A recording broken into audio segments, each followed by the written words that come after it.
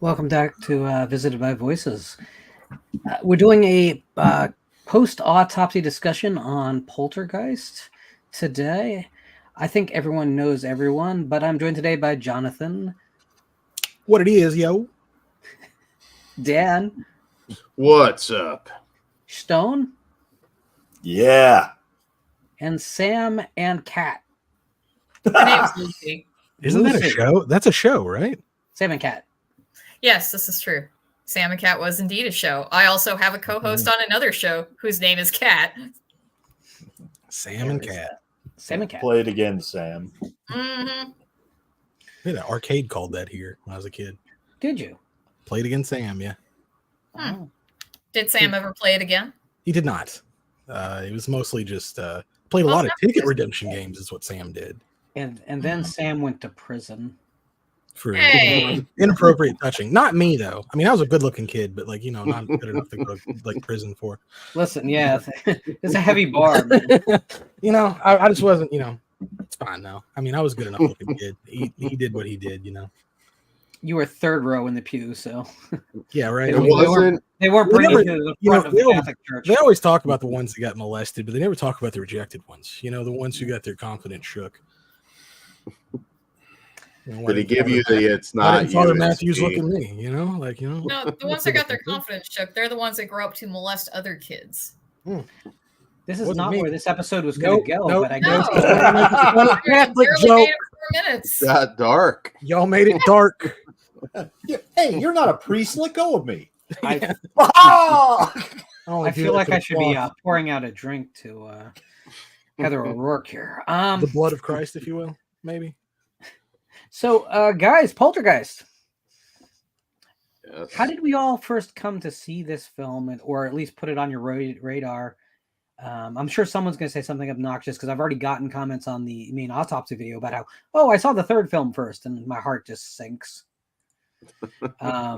Which, no offense, you can't always choose how you see this stuff, but it's kind of a rough world to live in. Then, Dan, why don't you start us off? How did you first come to the world of Poltergeist? Well, I saw it on video. I believe it could have been TV, to be honest, at that point. But I watched it. I always loved the movie. I never found it as scary as some of the other things that I did watch. I don't think I saw Haunting of Julia before that or anything. But I did find the entity scarier for me at that point. There's the humor in it was odd to me. I've talked about it before. I grew to love the film later, but Texas Chainsaw Massacre 2, I didn't get it.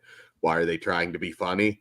Just my kid brain at the time. It didn't scare me as much as the first film. So I had a little bit of that going on, but I really enjoyed it. It's an event film. It's that big scale special effects event film, and it's really good for what it is. Even though I do hold a lot of films around the same time in higher regard. But I'm eager to talk about it. But Awesome. And we will get to all of that, including some of the questions that are already popping up in the chat. Obviously, there's the big one from Mike the Fifth Beatle, but we will get there. Let's hold off. Sam, how'd you get to Poltergeist? It was so long ago. I think it might have been a video rental. And I'm fairly sure I saw the first one first, but I saw Poltergeist 3 on basic cable as many times as I saw fucking Nightmare on Elm Street 5 on basic cable, which was a lot. They really enjoyed playing that movie. But it's still pretty much in my top 5 for scariest movies. And I think it's just, 82, everything still kind of looks a little bit like the 70s and still kind of looks more or less like real life. And we're not dealing with something that looks like really slick, and I think that definitely contributed to why it was easier to just kind of like get lost in that world with the Freelings and get to know them as people, and they're just, I guess it's also very funny because, when I was watching your autopsy, Lauren, just the kids are definitely raised by the TV, and so was I. So maybe that's why I relate so much to it, and that's why it also scares me, because it's it's like I can feel put myself in their place very easily. We'd all talk to the TV if it started talking with us. I mean, like that was just a given. I mean, the TV starts communicating with you like it did that little girl. Oh, You're no, kind of I'm hoping not for it, leaving the you room. know? I am not talking to the TV that starts talking to me. I'm leaving. Not even when you were a kid. Even when I was a kid, I knew better than that. Like, I actually did get the stranger danger talk, so. Jonathan, how'd you come to Poltergeist? So Poltergeist is actually kind of special to me.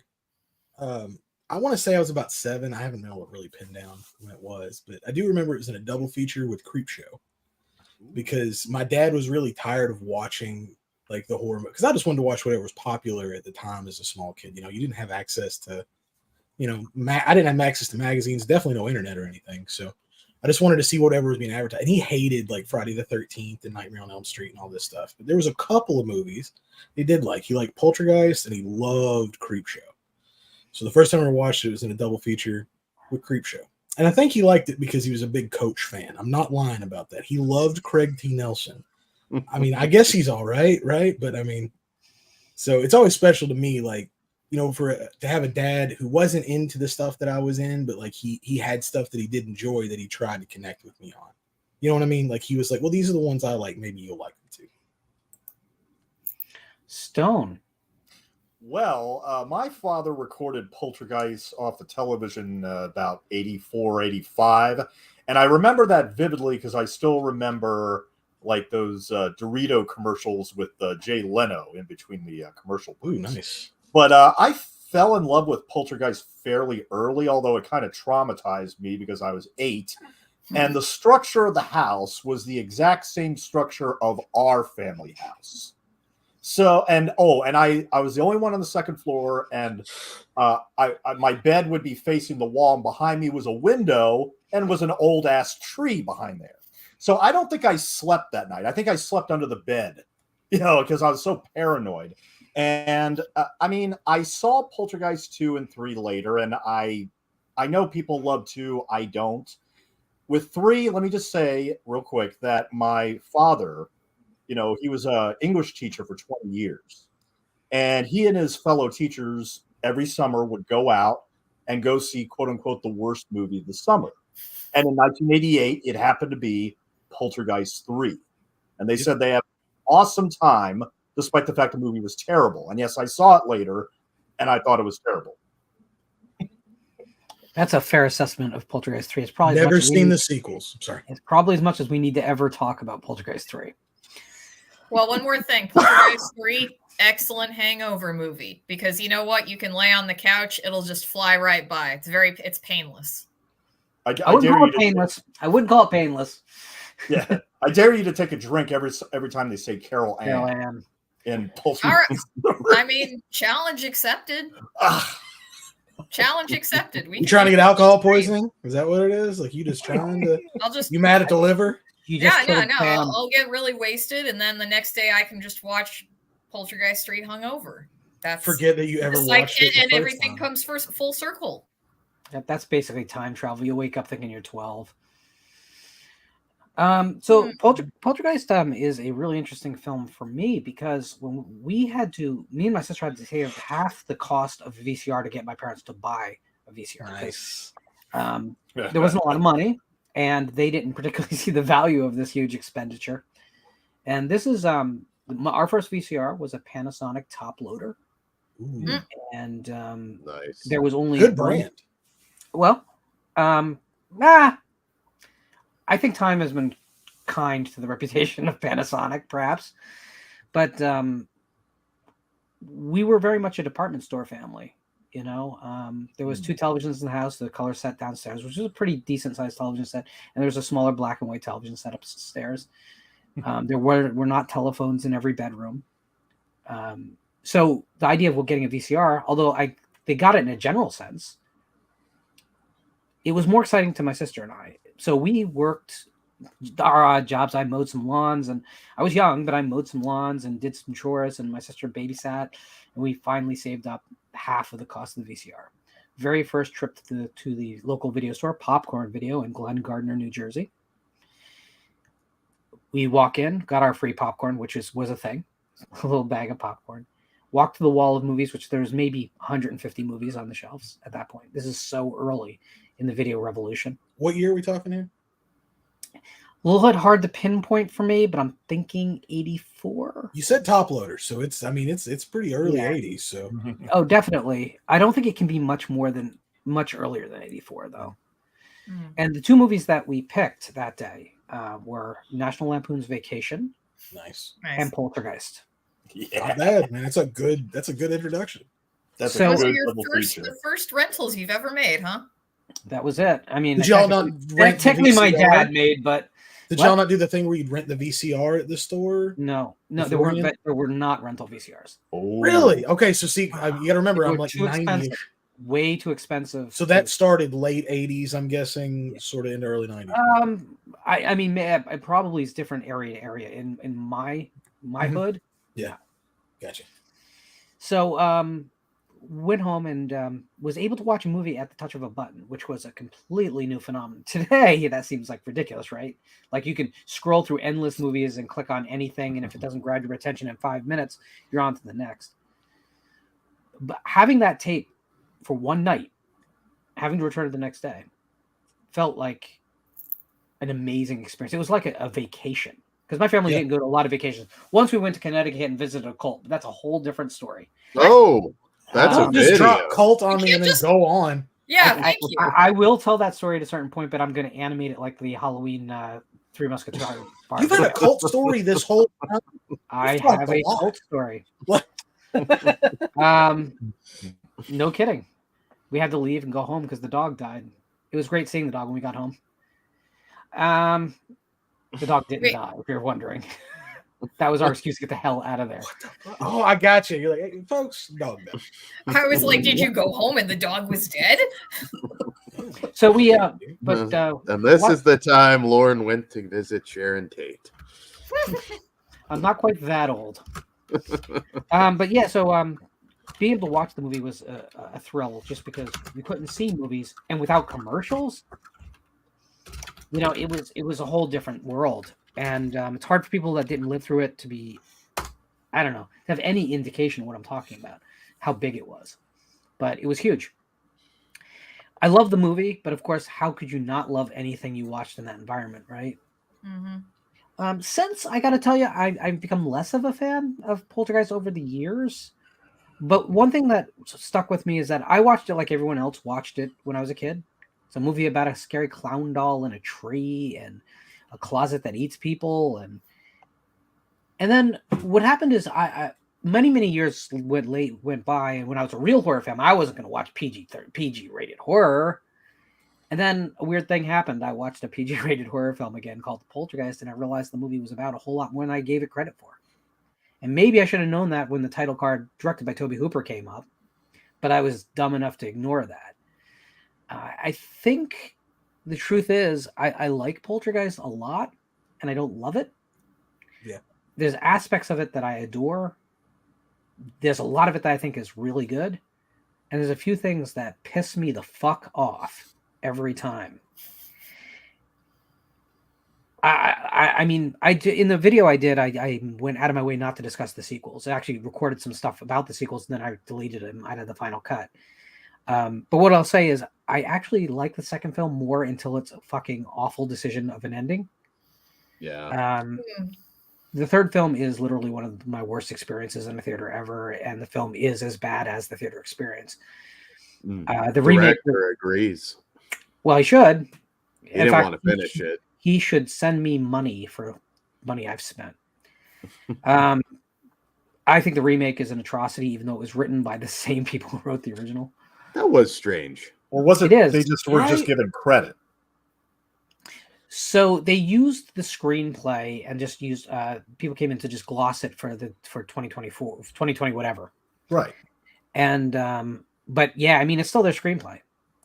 I wanted to like that movie too because I thought that was a really easy transition. Like, that was a really Well, it was easy too movie. easy, I think, is the problem. Yeah, maybe you're right because I had hopes for it, man. Yeah, it's I completely like Sam forgettable. Rockwell. Like, It's so forgettable. It really is.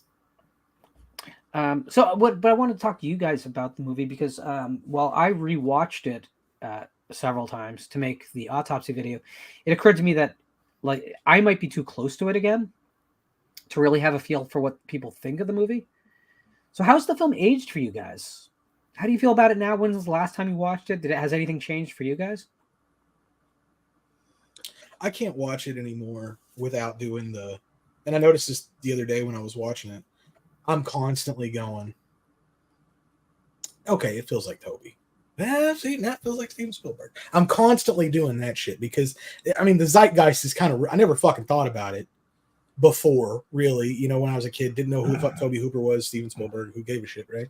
But now I find it's very distracting to watch the movie now because I'm going, well, who influenced this? Because it flip flops so often. I mean, the thing about that too that I think people have to realize, if John Waters directed Poltergeist, we're not going to have the ghosts eating dogs. I didn't mean to make that a thing now. I'm sorry. No, that's okay. Like, he would approach it differently. So Yeah. it wouldn't be exactly the same. It's a big summer movie. So yeah, John Waters is not going to have the ghosts eating dog shit. It would probably not look like Pink Flamingos, you know. No, So it would be Carol Ann eating dog shit. Duh. Of course. maybe the ghosts could. Yeah. I mean, we can go there because we have to eventually go there if we want. I'm just saying it's distracting for me these days because that's the entire like conversation around the movie now. Yeah. Is just, did Tobe Hooper actually? If you bring it up, there's gonna be some motherfucker who'll be like, Tobe didn't actually direct it, you know. I think it's been mostly debunked now. That yeah, It feels so Spielbergy. Like it's the problem. It feels like E.T. in parts. Well, okay. Let's stop right there. There's a reason it feels like E.T. in parts. So, E.T. and Poltergeist share the same original screenplay called Dark Skies. No shit. Yeah. So originally, the studio was pressuring Spielberg to follow up Close Encounters with another alien-themed things, mostly because there was a little film called Star Wars that made a fuckload of money, and things that had to do with space were really, really popular. And the Dark Skies screenplay eventually split off. There was the friendly alien side of it, and there was the uncool alien side of it. And the uncool alien eventually became ghosts. They shot that makes sense. They shot concurrently. There's actually photos of all the cast together. Wow. Right. That's wild. So the films were in production. They were very long shoots, both of them, by the way. But that's part of the thing here is like when people want to say who directed it, I think the biggest problem is that people don't understand how movies get made. Yeah. A director does not make all decisions. No. Mm-hmm. That is not what happens. A producer has ultimately more say on the final product because he deals on a larger scale with the departments. Mm-hmm. A director works with all the art departments, but a producer is the guy who makes sure you have everything on the set you need that day. And by doing that, you're deciding the creative direction because you're directly hiring the people who are going to fill those departments. So if Spielberg hired all of the people he trusted to make a film look a certain way, and Hooper was on set to make the creative decisions in the moment, of course it's going to have aspects of both directors. Here's my thing. Look at Invaders from Mars, his remake of Invaders from Mars. It looks almost identical to Poltergeist, and Spielberg was nowhere near that production. Mm-hmm. So to me, it does Hooper a bit of disservice. At the same time, to pretend that Spielberg had no say on the production is idiotic. It looks like an Amblin production. Amblin didn't exist yet, but all the key players from Amblin, Frank Marshall, for instance, are part of Poltergeist. Yeah. It makes complete sense that it would look and it look. Hooper would never work with someone like Jerry Goldsmith, right? Mm. Well, I just thought about something here. I'm going to ask you specifically, Lauren. Do you think that Hooper's one of those guys that has a visually like you know instantly this is a Hooper movie? I don't feel that way. But like he doesn't leave like visual cues a lot. I think it changes. So I think that I think he evolves, and I think Spielberg evolves as a director too. I don't think you would if you had shown someone Schindler's List or Saving Private Ryan at the time E.T. came out, they would not identify it as a Spielberg film. No. The same way, if you look at Eaten Alive or Texas Chainsaw Massacre, two films that do look very much They alike. do. And then you look at Poltergeist and you look at Invaders from Mars and Life Force. Chainsaw 2, even. Like, you Yeah. wouldn't. It's a different. The style is evolving, and you get to the end of his career, stuff like the Mangler and Jin. Mortuary? They definitely look a lot Oh, different okay. as well. Now, at the end of his career, obviously, you have much smaller production size. You have less technicians on set, and the movie suffers because of it. Also, less time, less money, worse actors.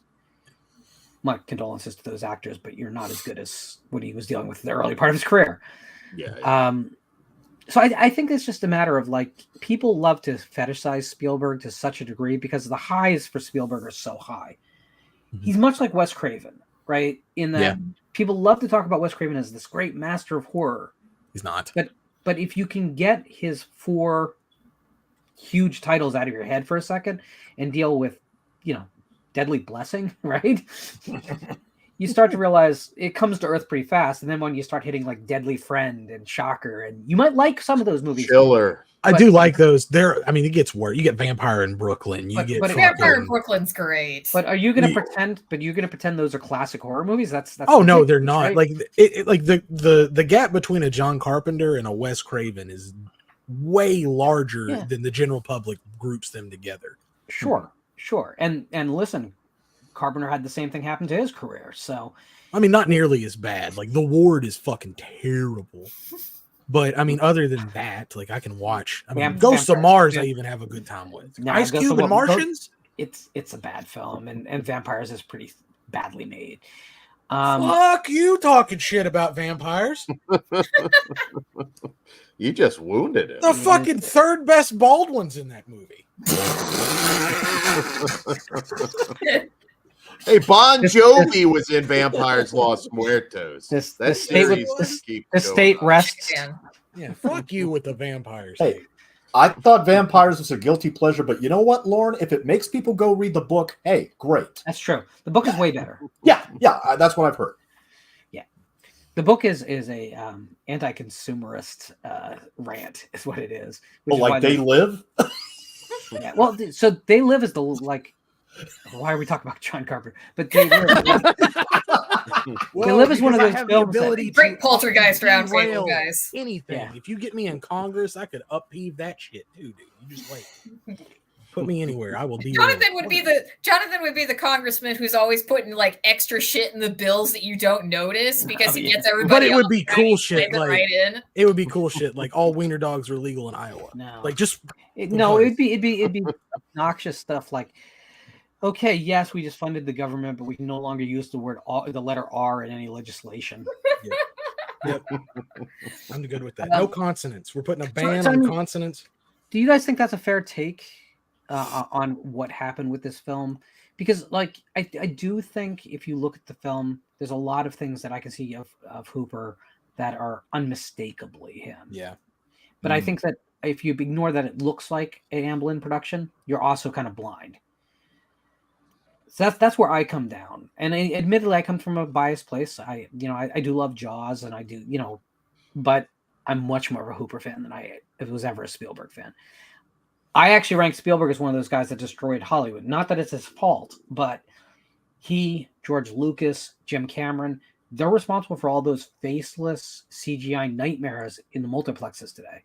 It's them. Oh yeah, definitely. They created the templates. And then other people came along, your Roland Emmerichs and your whatever, and just kept adding like more plastic to the ocean. I'm trying to think. Spielberg doesn't get really terrible at blockbusters until like the 2000s. No, but that's when it gets terrible. It is, but that's what I'm saying. I think he was one of the better blockbuster directors ever. Like he's certainly better than a Jim Cameron. Yeah, well, that's entirely fair. But I think like when you get to Lost World, Jurassic Park 2. True. I'm just taking Jurassic Park into account. So. Yeah, you start to see real cracks in the armor and this that's true. Formula for the generic summer blockbuster is, well, let's get the effect shots. Okay, we have to have a kid in it. Okay, and it's just a checklist. So, but interestingly, Poltergeist is a film. See, I'm going to bring it back. Poltergeist is one of those rare films where the kids don't annoy me. Mm-hmm. I don't hate those Yeah. kids. That's rare, real rare. And I don't want the kids to necessarily die either. Although Robbie could get eaten by the tree. But You the have tree's- to have to care about Carol Ann though. Mm-hmm. For when she goes missing. I mean, if you don't care about that character, the movie will fall flat on its face in the third Yeah. act. Yeah.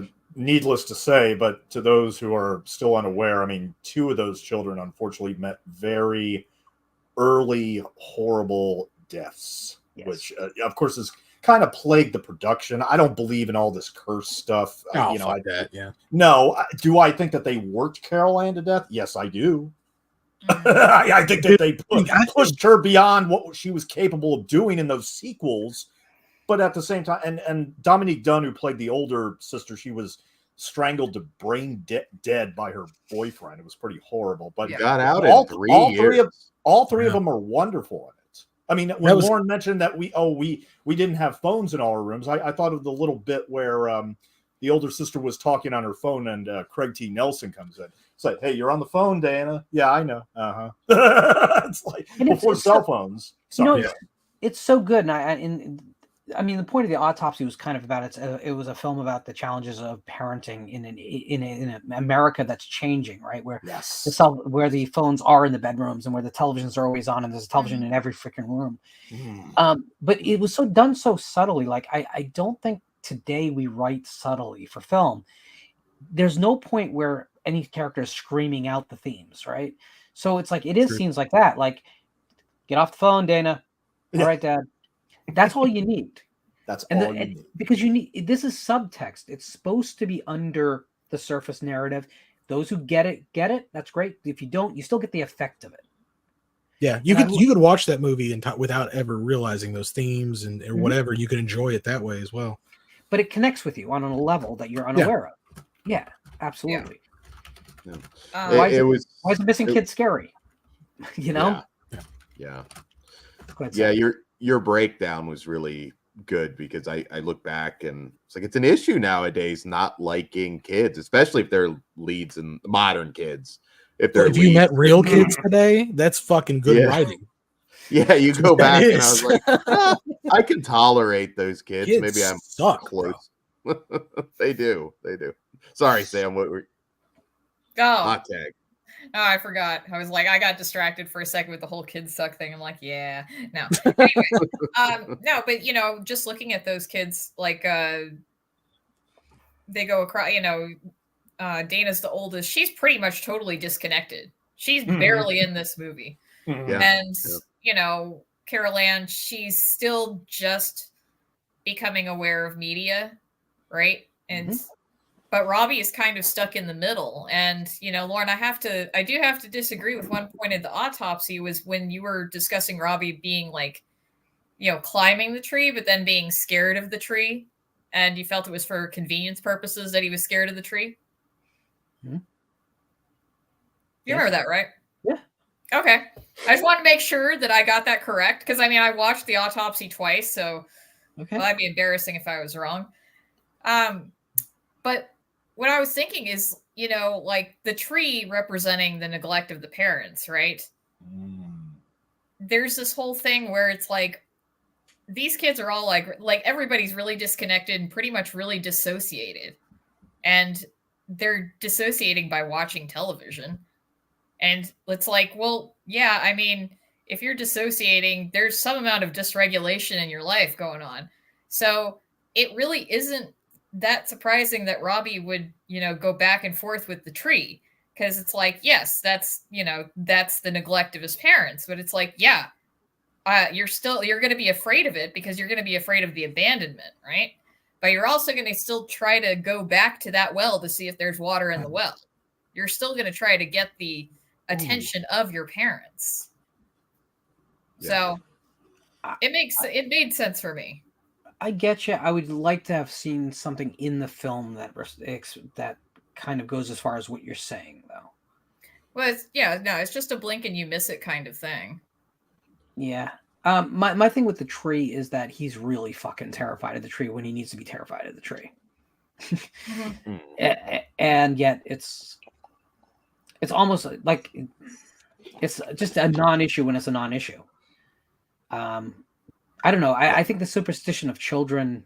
Maybe I was a different kid, and I mean that's probably an understatement. But I don't know. The superstition of children is usually pretty heightened, and I just think the film is better than that. Like how they handle the clown doll. As much as I normally hate like clowns and dolls as evil items because I think it's too easy. Yeah. Poltergeist actually does it right because how Carol Ann sees the clown doll is very different than how Robbie sees it. Mm-hmm. And I think that works, but like the tree just seems like we wanted to do this special effect. We really badly wanted to do that, and we needed to get the parents outside the house when Carol Ann gets eaten. As from a writing standpoint, you need to do a little bit more work, I think. Like, I don't disagree with the whole thing with the tree. Like, the tree getting sucked up by the tornado. Like, first it's eating the kid, and then it gets ripped out by the tornado. You know, it ripped up by a tornado and swept off to where? Fucking Oz? That is a hot mess of a scene, and I love it. It's fucking awful. I mean, it's like it does not belong in that movie. and it looks really bad too. Like the rest of the film is just handsome production. And that scene is worse than anything. Yeah, that's because some Korean dude had to draw that on film, fucking frame by frame with a fucking dull pencil. That's why it looks so how is it that in the frickin' 30s they can do tornadoes that look better, okay? Ouch. I don't know if that's true though either. Like, I mean, that tornado hits nothing but their house, by the way. Yeah. Look at the street in the next scene. Y'all motherfuckers ever seen a tornado? That's what they do. They don't walk in a line. Have you seen the opening shots of that community? It would have hit something else. Okay? No, seriously, have you never been in a tornado? Have you ever been through one? I've never been in a tornado. They jump. I've seen. I swear to God, dude, you can have one house standing, one not. I get it, but you'd have like two houses over, one missing then. No, it can come back up and then touch back down wherever it wants to. No tornado in the history of tornadoes has ever targeted one lawn. Hey, dude, wild shit happened. Okay, so I'm just saying that's not out of the realm of possibility for a tornado. Okay, so is it unlikely? Yes. Is it impossible? No. Are you saying that the ghosts commanded the tornado? Because I think the movie is, and that's another problem I have. Okay, but yeah, you can't use ghost logic against it then. Like, if that's what the movie is implying, then that's what's happening. It's so What bad. if the tornado was full of ghosts? What if it was all Ghost-nado? Ghost-nado is a movie, so it has been done. Oh, I hate the tornado so much. And it does have the problem of it lifts a tree off the ground, but can't snatch the two people right below the tree off the ground. Is such a piece of shit. Yeah, I mean, if you can either control that, physics or there's not over. physics. and the thing Dr. Death. The movie itself is so much better than that scene. It's just so much better than that scene. It's bad. I will say that I one thing about the movie that I will give it massive credit for, given that it's a PG film, and that it came at a time when it would not have flown. They do not do the stupid, oh no, the dog's in peril scene. The dog is never in peril.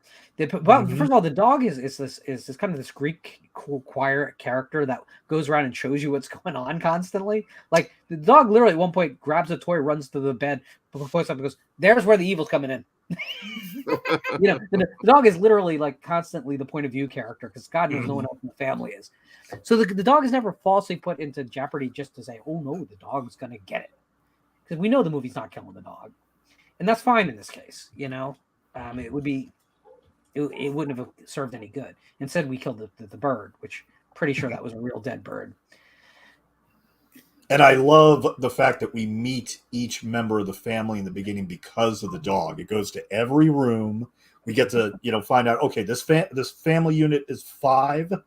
They're all kind of doing their own thing, and like what Lauren said, there was that subtle hint of being disassociative, which I really like. So yeah, I mean, the dog is wonderful, and they don't overdo anything with the dog. The dog doesn't do anything ridiculous or, yeah.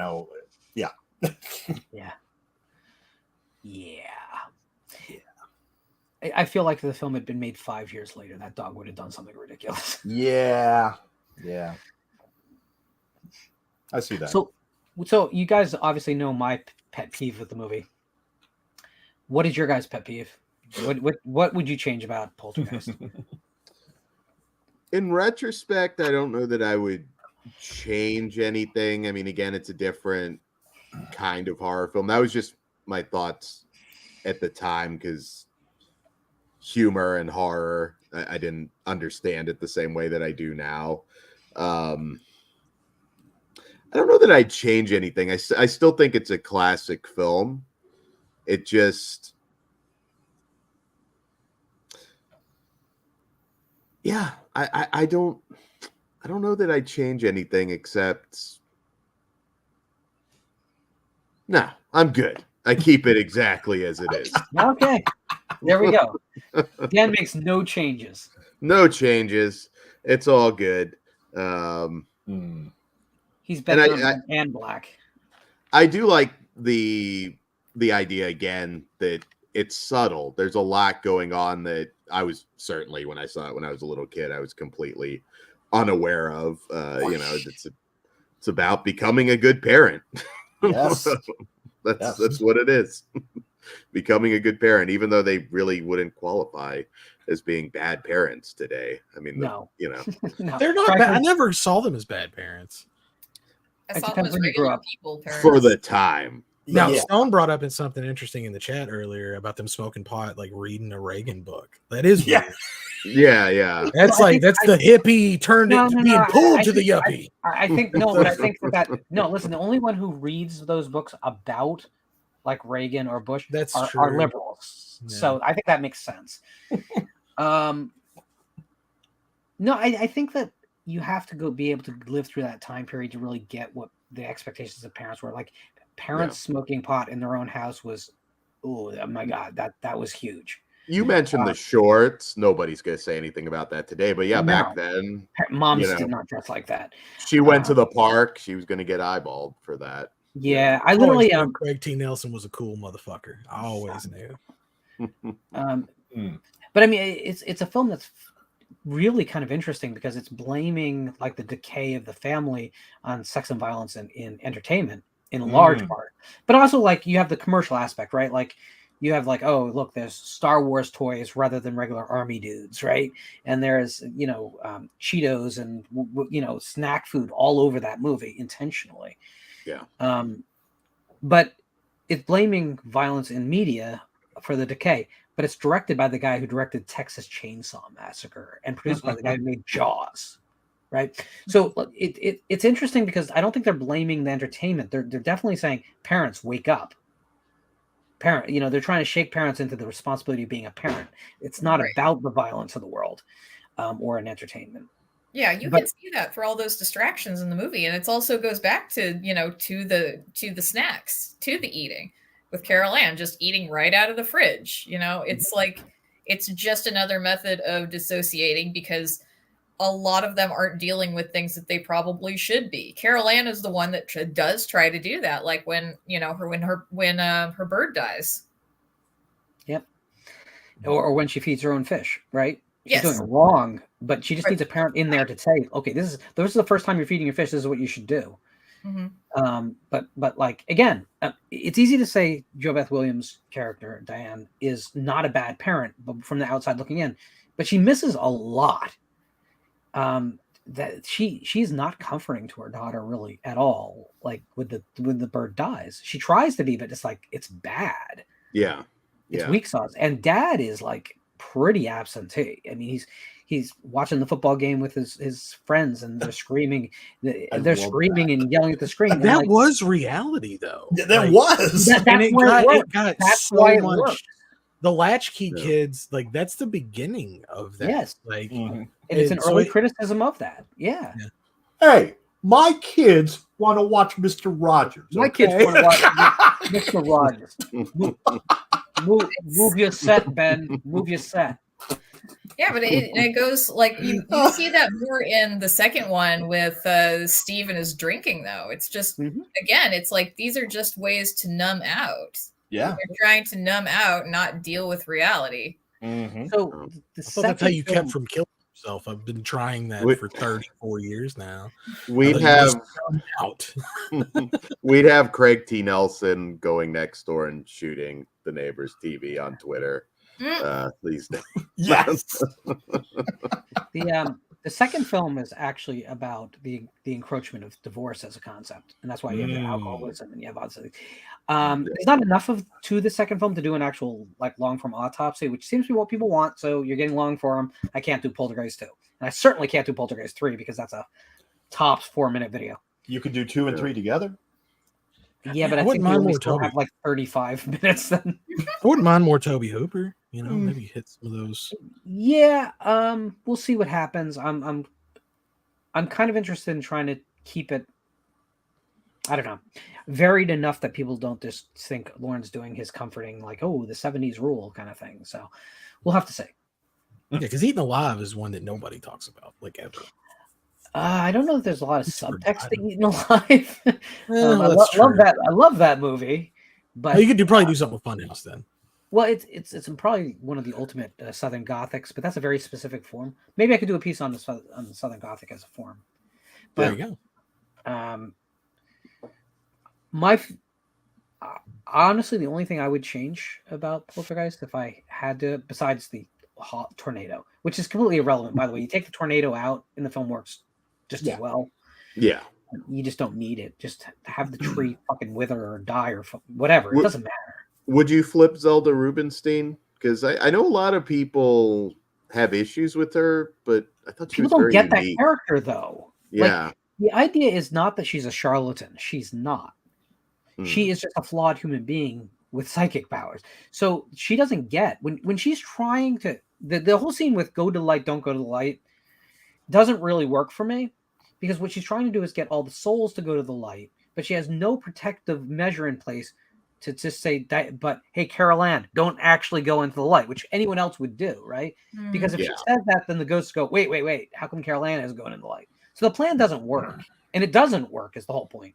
The only reason it works is because Diane rushes through, grabs her kid, and then despite what Tangina is saying, Steve freaks out and tries to pull his wife out, which causes them to come through. Tangina's plan does not work if you watch the film. The methodology kind of works, but that methodology came from Robbie. It didn't even come from her. Yeah. So the interesting thing is Tangina is kind of just a fuck up. But she makes nice speeches, and I really like the actress's performance because I like it. It's very QVC, which I think is the point, right? Yeah. And now we're going to sell the glasses and bowls. I don't think people get that. She's also brilliant in a film called Anguish that doesn't get talked about a lot. Great film. Creepy little bitch. Yeah, she's creepy. Unfortunately, no longer with us, but that had to happen because she was already ancient when she made this thing. Yeah. I like Tangina. I don't like necessarily what they did with her in the franchise. And by the third film, yikes.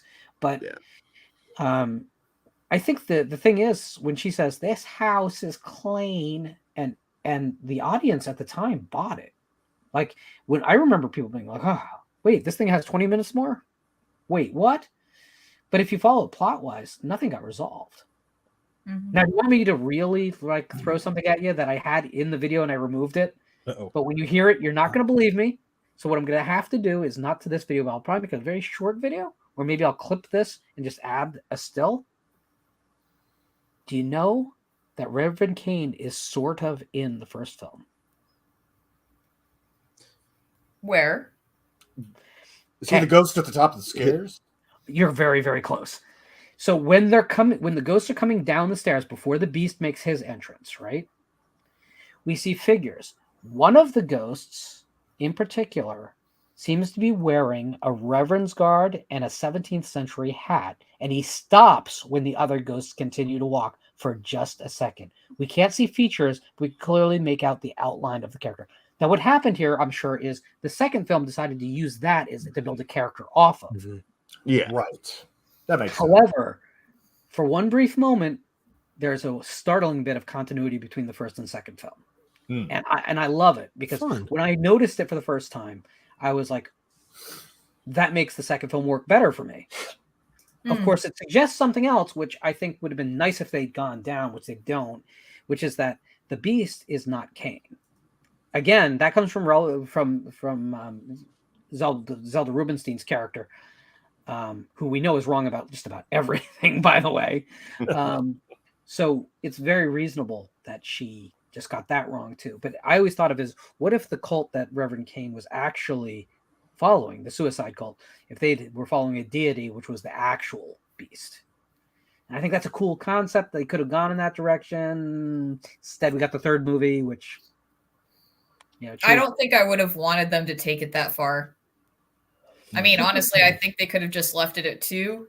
It's fine. Don't ever touch them again. Well, better than making them what they made, yeah. Let me say, I don't think I would change anything necessarily, although I completely empathize with many others about just, okay, after Tangina said this house is clean, why didn't they just get the fuck out right then and there? Not ask a question. Why are they hanging around? I mean, hire some movers, get them in there with boxes. That's it. I know a billion people ask that. Here's my issue. It's the Pizza Hut scene. There's this really awkward jump cut from the kitchen scene where they're talking about Pizza Hut to where he's outside talking with his neighbor and they're being attacked by all the mosquitoes. Well, what I read was that apparently, I think Carol Ann said Pizza Hut sucks or something to that effect. Pizza Hut got upset and bitched and moaned to MGM. And from what I understand, in the earliest prints, that scene was still intact. But right before it went to theaters, it was chopped down, and very badly too. I mean, that jump cut is horrible. Even though the scene after that is wonderful, because I love it when all the mosquitoes are attacking them, and they're just joking with the neighbor, saying, say Mr. No Ben. I love that stuff. But that Pizza Hut jump cut always bothered me. And let me just add one more thing.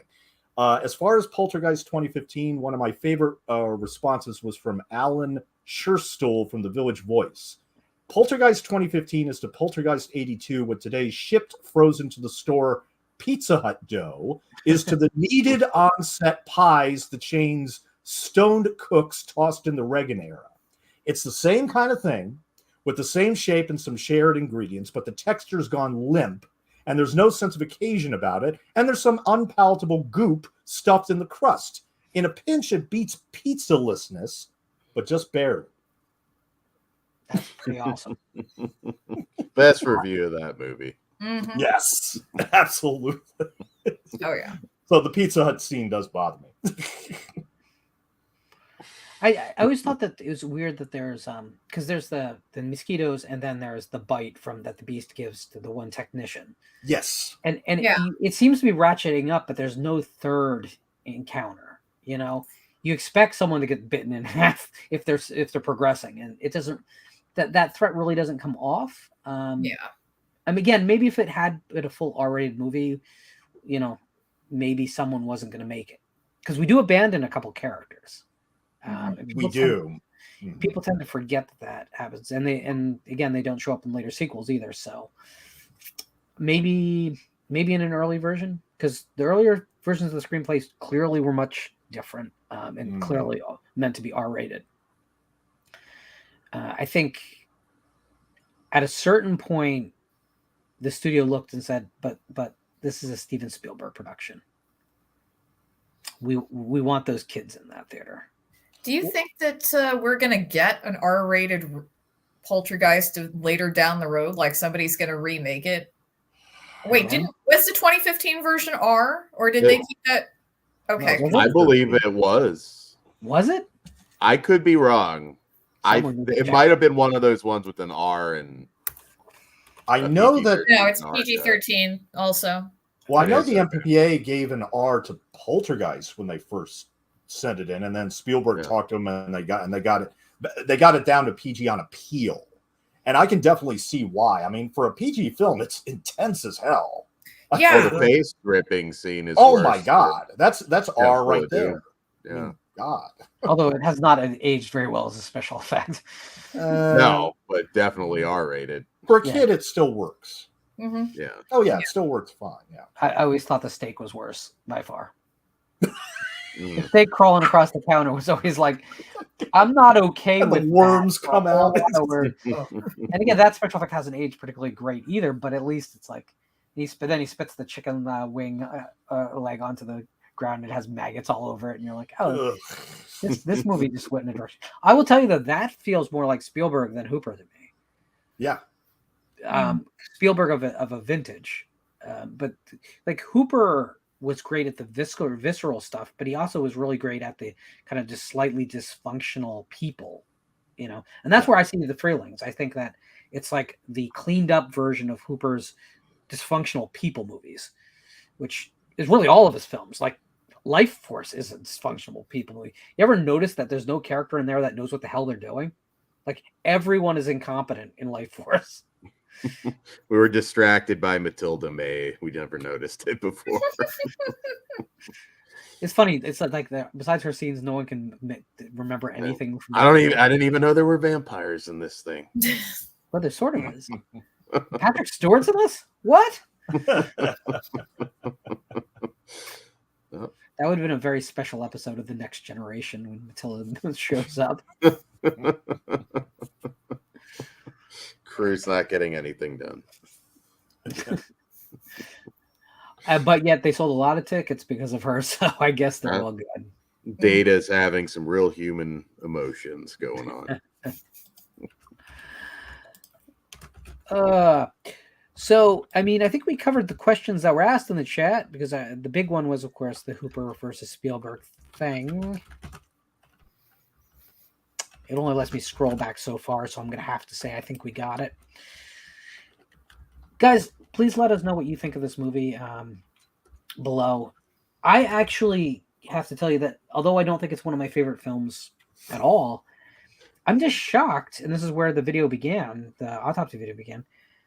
I'm still shocked that no one talks about this movie. It feels like in the horror community, no one ever talks about Poltergeist. And it was such a big release, and it was so important for an entire decade. And then it just fell off the cliff as far as people talking. People talk about stuff like Halloween and Texas Chainsaw Massacre. Yeah, hell, I think they talk about the Blob remake when they talk about this film these days. As far as weird. I mean, as far as breaking it down, I don't see people breaking it down, but I mean, I still see it get brought up, regularly enough. But I mean, I think that's just because it's always in my top 5 for in my top 5 scariest movies. So I'm always thinking about it. So usually pick up on it.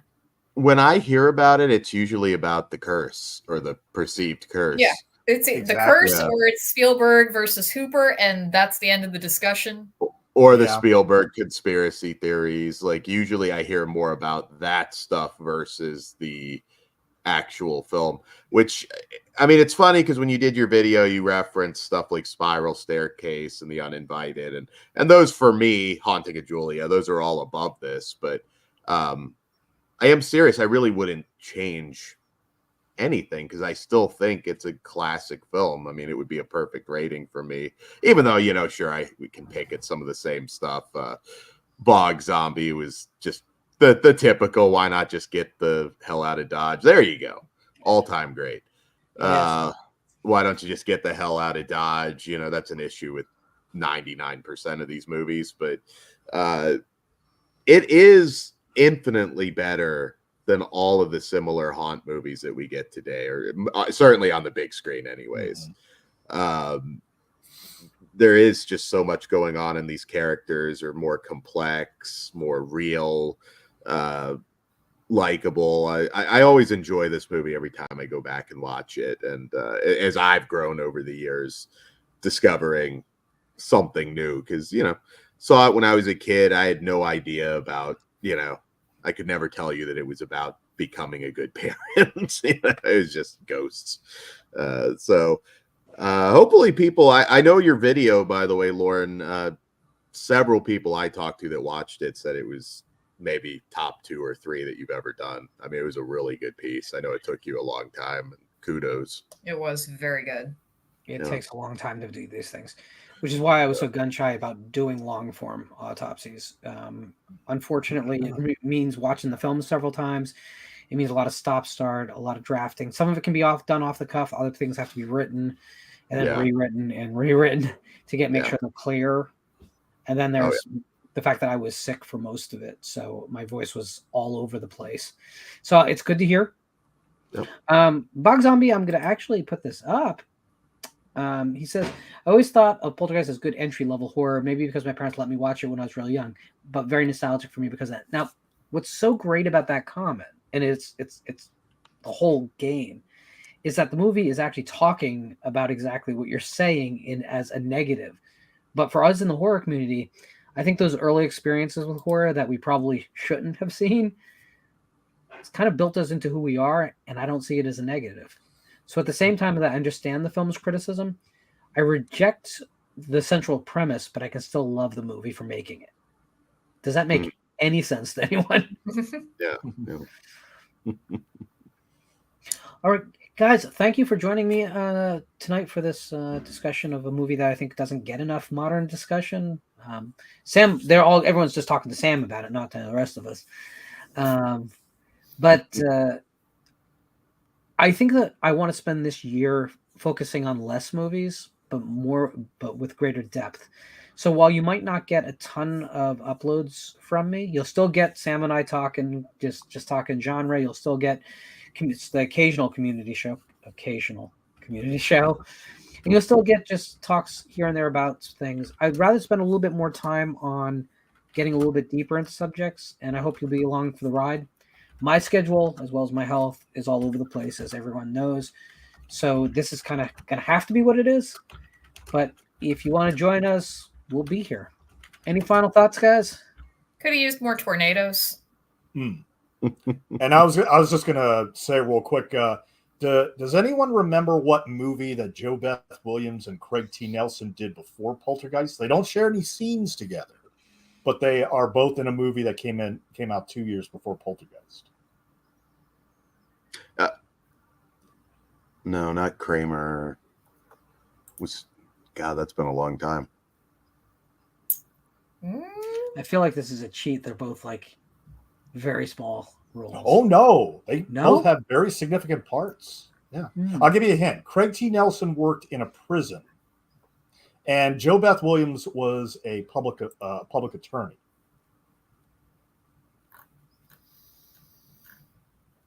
I've heard that. I know what. Like I've heard of this piece of trivia, but I can't give you the name of the movie to save my life. Stir Crazy. Stir Crazy. Okay. Yes. Yeah. Remember when Gene Wilder's on the bull riding around, and the warden keeps telling Craig T. Nelson to put it up even higher and higher. He's just like wobbling around. It's great. But anyway, I just wanted to throw that out there. Awesome. All right. Thanks, guys. Have a good night. Be safe.